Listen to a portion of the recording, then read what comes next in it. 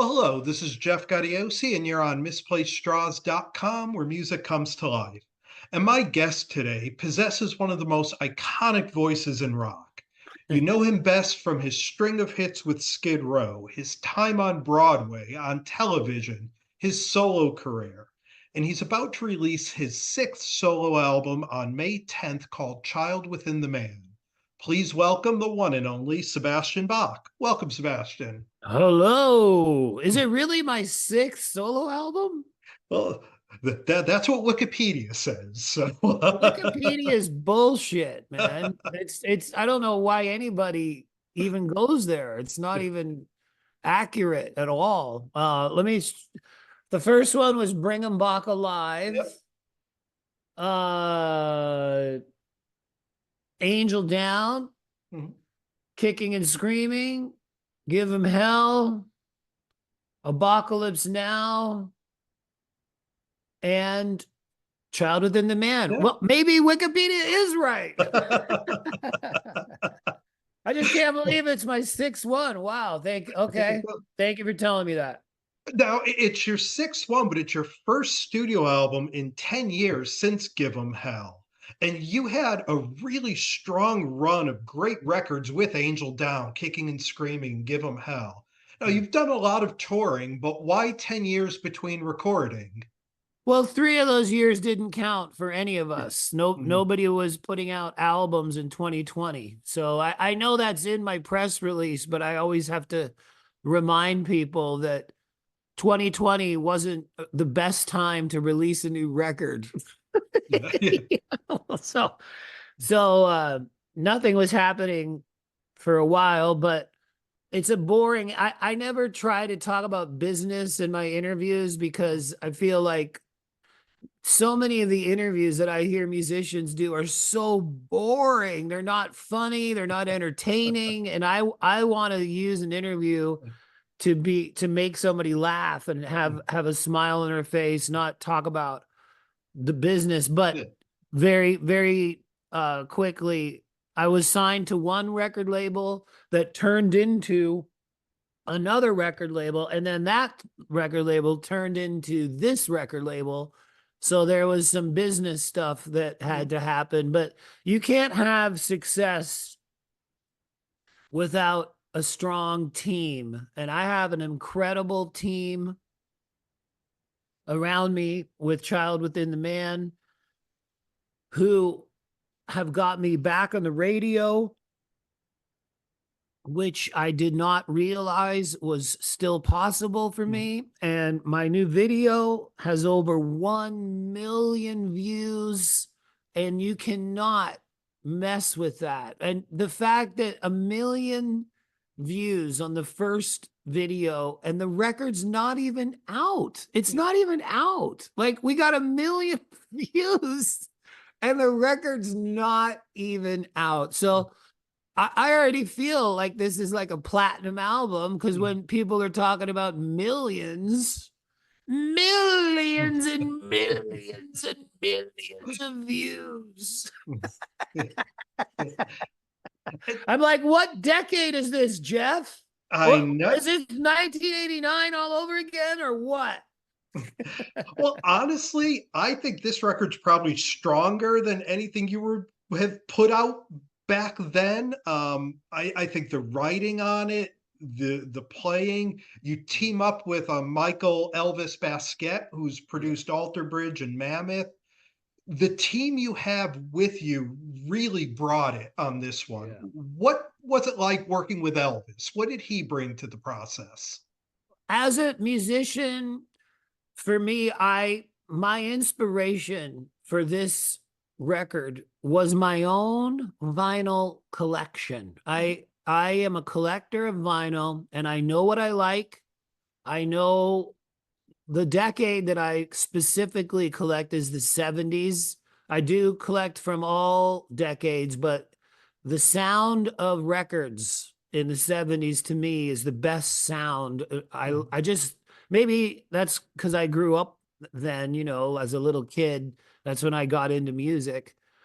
But I just feel like that's the best sounding era of music. And so I set out as a project for Child Within the Man. I said, Sebastian, what if you made a record in 2024 that somehow felt like it was from 78? That's what I tried to do. I tried to make a record that I would love.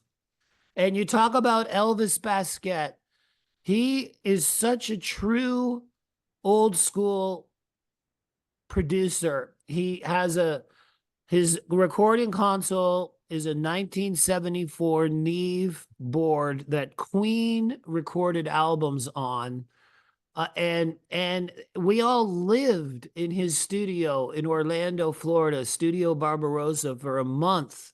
And I didn't know that records were made that way anymore. I thought it was sending files back and forth, and that's not recording a band. That's recording your laptop. And Elvis got us all in the room looking at each other in the eye as we're making this record, and you can feel it. You can totally feel it. And if that's not crazy enough, the guy who mastered the record is a guy by the name of Robert Ludwig. And if you're a A vinyl collector, legend. if Yeah. if you collect records, I don't even need to say anything else. Like like it's fucking incredible that Robert Ludwig mastered my album. Like, I'm a fan of my own album. And you, I can tell, are a vinyl collector Yep. because this album, dude, is the only combination of Elvis Baskett with Robert Ludwig. My album, I made that happen. And those two guys together is unbeatable for me. The sound of it is exactly what I want. Like completely exactly what I want.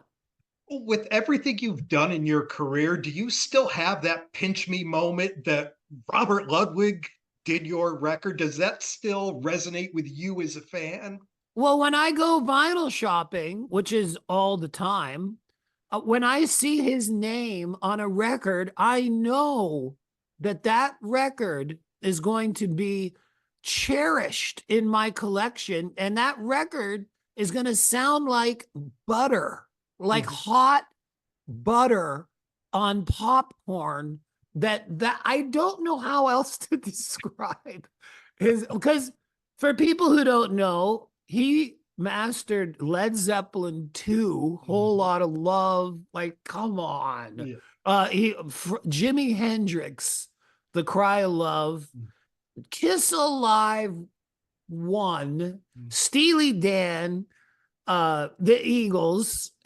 It's endless. And I when I lived in Studio City, I was neighbors with Adam Jones, the guitar player from Tool. Yeah. And we became very good friends to the point where I would go swimming in his pool with our kids, and they would hang out and go into bouncy house together, and we became friends. And when the new Tool record came out, I looked at the credits and it said mastered by Robert Ludwig. I go, there's no way that's the same guy that I go collecting. And he goes, yeah, it is, dude. He goes, he's like in his 80s. He's still, I go, you cannot be serious. How can a guy have a career that long, you know? So I told my record company, if you really want to make me happy, you really want me to be excited about doing interviews and selling this shit, put that fucking guy's name on it. And then I'll do interviews till the end of time about this album. And I'm happy to do it. Because I know if you take a chance and get this new record, if you order it online or get it on May 10th, it's not going to let you down. It's of the highest quality sound. And that's all I set out to do, is I just want to make the best record possible. And with Elvis Baskett, Robert Ludwig, Reigning Phoenix Music, Rick Sales Management, my team of players on the record, I've made the best album I could make. And I love the record. When I got it, it hit me immediately. It's, it's as soon as you start it, you're like, this is what I was hoping it would be. Oh, It's heavy. It's a little dark, but there's always that kind of reoccurring theme of being able to pull yourself up. mhm. When you approached it lyrically, what's kind of going through your head? Because I think it's very different from a lot of what we hear. It's almost like a new view on the world. Wow, man. Well, I really appreciate you saying all those kind words. Um, you can only write about what you feel. I only make music to convey emotion. And I was stuck in my house for a lot of the time writing like a song like Hard Darkness. I wrote that song in the woods at 3 in the morning, drinking a bottle of wine by myself, wondering if I was ever going to be able to leave my property ever again, staring up at the moon, writing lyrics, wondering if anybody would ever hear these lyrics, because that was a time where I didn't know if rock and roll would ever exist again. So to have it come out and it's under the light of the moon, I remember being like out in the woods, like a werewolf, looking up at the moon with a bottle of red wine and a pen and a notepad, and that's what you're hearing. And you can hear like lyrics. I don't like to tell people what it is exactly that I wrote it about, because people can infer their own meaning, and I would not want to change that. And I also don't want to. We live in crazy times that the world is divided. And to me, there's only one side. When the one side is hate, that's a line from the song Future of Youth. So I don't want to say what I wrote about, but I have children, and the album child, the title Child Within the Man, not only refers to me being my dad's child, but my children being my kids. And the song Everybody Bleeds, the sentiment is that Mother Nature does not care if you're left or right or black or white. We're all in the same boat when it comes to the climate changing, and the boat's going to sink if we don't figure this shit out for our kids. Just as a dad, I always, every day, think I want to leave this earth better for my kids than when I came into it. And we're not on that track right now. So as a dad, I gotta write something that I feel. And like Everybody Bleeds, the new song, is I lost my home in a hurricane, and everybody told me, oh, that was 100-year storm. That's never gonna happen again for 100 years. And it happened the next year, even worse. And then I moved to California and I got evacuated 2 years out of 3 for fires. So where the fuck should we all live? Yeah.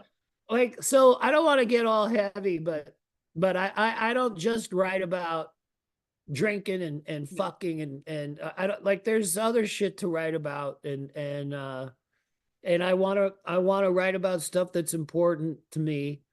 But at the same time, a song like What Do I Got to Lose is nothing but fun. That's fun. And that's got over 1 million views. And I think that the fact that so many people are watching it says that people miss having fun in rock and roll. And my record company really wanted a lyric video for Everybody Bleeds. And I go, well, maybe that's like too heavy and dark, because the first one was so much fun. And they go, well, we really love this. And I go, I would do a video for every song on the record. If you want me to do one for every song, no problem, because I love them all. But I said to them, I go, I think lyric videos are too boring. And they go, everybody loves them. I go, I don't love them. I go, here's the compromise. We're going to do a lyric video where I'm singing the lyrics. And I'm a big comic book fan, and I'm a huge Maxell tape fan. So I said, I'm going to be like the guy in the Maxell tape commercial, listening to the song, watching TV, and the band's going to be on TV, and my house is going to be getting flooded like the lyrics. And then at the end, I'm going to say, fuck the TV, and I'm going to put on the new record and start rocking out. And they go, okay. And there's your video. And we shot that in one afternoon. The first video was like a 7-day production shooting. I shot 4 days myself on the first video. And the next video is another big, huge budget video. Like, we spent a little too much money on that first one, but we're gonna do it again with the next one, which is the song Hold On to the Dream. And that'll be the next video coming out before the album comes out. Fantastic. And it's not a lyric video. It's a huge I would hope not. No, it's a big one. Yeah, and talking about What Do I Got to Lose, just a great song. It's one of those songs that's just an earworm. Once you hear it, it's in your head all day. And you wrote that with another iconic singer, Miles Kennedy. Your old bandmate Rob Afuzzo's on drums in the video. Did you and Miles know each other? Did Elvis sort of introduce you? And how'd you get Rob back for the video? Well, it's funny because Rob Afuzzo's blowing up my phone right now. That's pretty funny. I had met Miles Kennedy a couple times, but we weren't close friends at all. But Elvis, as you just said, produces Miles and Alter Bridge and Mark Tremonti and Slash. So he's very close to Miles Kennedy. And when I came in to make Child Within the Man, Elvis said that Miles contacted Elvis to say, would Sebastian want to hear any of his ideas? And I was so touched because I have to thank Miles Kennedy. And I don't think this has come out in all my interviews enough. And I say this in all the interviews, but I really want to get it across how thankful I am, because it's really something when a musician pays back a musician that I can only surmise that Miles Kennedy in 1989 was rocking out to Skid Row, Youth Gone Wild, and 18, like the rest of the world. And then for him in 2023 or whatever to say, let's team up and write some songs for your new record. I'm forever in debt, because I think the combination of his writing with my voice and my writing and my spirit and energy and Elvis's production, all of that together, that got my voice back on the radio now. It's doing incredible on FM radio across the country. I didn't know that was still possible, man. I didn't.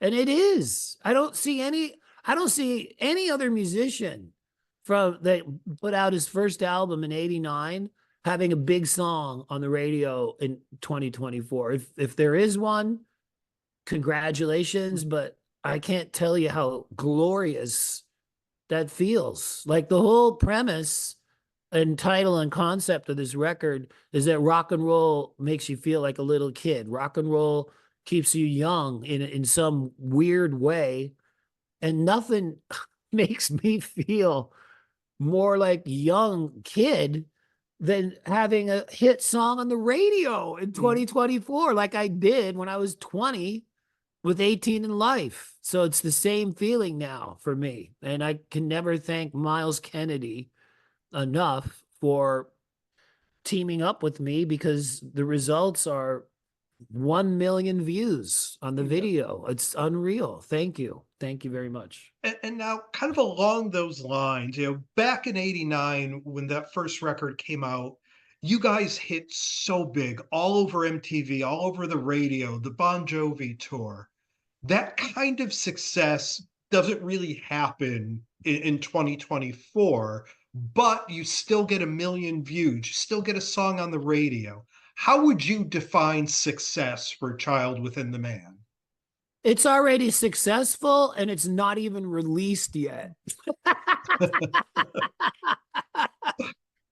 Like, I can't believe it. I can't believe that it's got over 1 million views. I mean, in '89, if you sold 1 million records, that's a platinum album. Nobody can buy this record yet. Well, you can pre-order it, but you can't buy it. But they're like, well, I got to hear it. So to me, that's the same kind of thing. I mean, really. And I don't know what to say. I fucking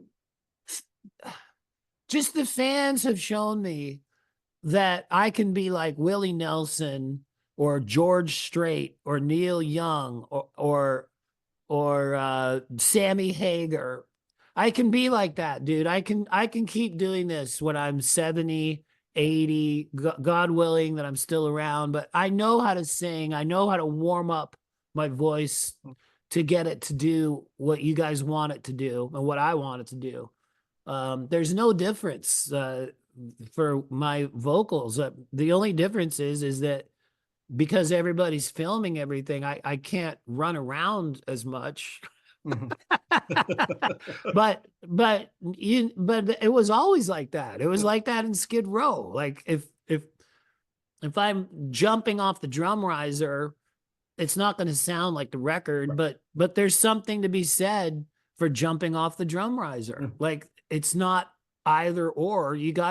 People would be fucking bored if I just stood there. So I gotta figure out how to do it both, and it's physically very challenging. Ask anybody who tried to replace me. Yeah. But while I have you here, I have to ask about your time on The Masked Singer. Sure. Now, are all the songs, I assume, are recorded in studio? You guys aren't actually singing in costumes, are you? We are 100% singing in costumes. Really? 100%. That's now we do it like 3 or 4 times that Mhm. day. So obviously they could probably take a take from the afternoon sound check if they wanted to. And I'm sure they do stuff like that. But every clip that you see of that is me singing to that crowd in the audience and then realizing that it's going on TV. And I'm very proud of what I did on that show. I did Elton John, Goodbye Yellow Brick Road. I did Magic by Pilot, which to me, my vocal, I fucking knocked it out of the park. Yeah. That song. I don't want to come across like a bragger. I'm just saying I set a goal to sing that, and it's a high vocal. It's up there. It's it's magic. It's pretty fucking high. And I wore that costume and I nailed it. And you can watch it on Hulu right now if you want. And I'm very proud of that. I also did Lady Gaga Monster, which I also did a great job on from a vocal standpoint, and I did not even know that song at all. And I did that song in a vocal competition, and I never could ever conceive that I'd be in the bottom round of the Masked Singer. I don't need to learn that Lady Gaga song because there's no way I'm going to be in the bottom round. And sure enough, they go, Sebastian, it's a vocal throwdown. And if you're going to have a vocal throwdown against me, you better be fucking ready to rock because Oh, yeah. I flicked a switch in my head right when they said that. I go, there's no way that I'm going to lose to this person on TV. Right. There's no way I'm not going to lose. And so I have that capability in me to say, I'm going to go up there right now and kick ass right now. Everybody better look out and get out of the way because I'm going to kick ass. And I said that to myself, and I did. And then I got to do Kiss. I Was Made for Loving You, which everybody knows I worship Kiss, but honestly, the vocals of Kiss are not my style of Mhm. vocals. Mine are more like Priest or Journey. But I love I Was Made for Loving You. And so I combined the lead vocal melody that Paul does with the background vocal, and I like alternated going from low to high, and I just made it something I'm proud of. But yes, we're all singing. Well, I don't know if the other guys are singing, but I'm 100% singing on that. 100%. Hey guys, just wanted to give you a heads up. We're going to need to wrap up. Okay. Okay, thank you, Marcy. Yeah. Well, we've been spending some time here with Sebastian Bach. The record is called Child Within the Man. It's out on May 10th. You're hitting the road through the spring. I know you're coming around my area in Connecticut at some point, so I would love to check you out then. It's a great record. One should definitely be proud of. I hope everyone gets to hear it. Thank you so much for taking some time. Thank you, Jeff. And I just want to let everybody know there's 7 different vinyl variations and CD and, believe it or not, cassette. So if you want it on cassette, we're doing that. There we go. I Thank you can't so believe. much, my friend. We'll see you on the road. All right, buddy. Great talking to you. You too. Thank you. Bye.